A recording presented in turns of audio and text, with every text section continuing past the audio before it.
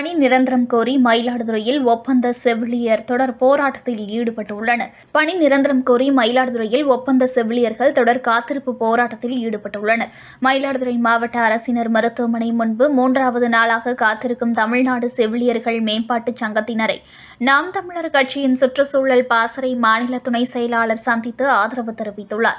தமிழ்நாட்டில் 2015ஆம் ஆண்டு MRP மூலம் தேர்வு செய்யப்பட்ட 8000 செவிலியர்கள் 10 ஆண்டுகளாக இன்னமும் பணி நிரந்தரம் செய்யப்படாமல் உள்ளனர். அவர்களை சட்டப்பேரவை தேர்தலுக்கு முன்பாக பணி நிரந்தரம் செய்வதாக அரசு அறிவித்திருந்த நிலையில் பணி நிரந்தரம் செய்யப்படாததால் ஒப்பந்த செவிலியர்கள் சென்னையிலும் மாநிலம் முழுவதும் மாவட்ட தலைமை மருத்துவமனை முன்பு காத்திருப்பு போராட்டத்தில் ஈடுபட்டுள்ளனர். மயிலாடுதுறை மாவட்டத்தில் சுமார் 200 ஒப்பந்த செவிலியர்கள் உள்ள நிலையில் சென்னையில் நடைபெறும் போராட்டத்தில் பங்கேற்றுள்ள செவிலியர்களை தவிர்த்த மற்ற ஒப்பந்த செவிலியர்கள் மயிலாடுதுறை மாவட்ட தலைமை மருத்துவமனை முன்பு தமிழ்நாடு செவிலியர்கள் மேம்பாட்டுச் சங்கத்தின் சார்பில் தொடர் காத்திருப்பு போராட்டத்தில் ஈடுபட்டுள்ளனர்.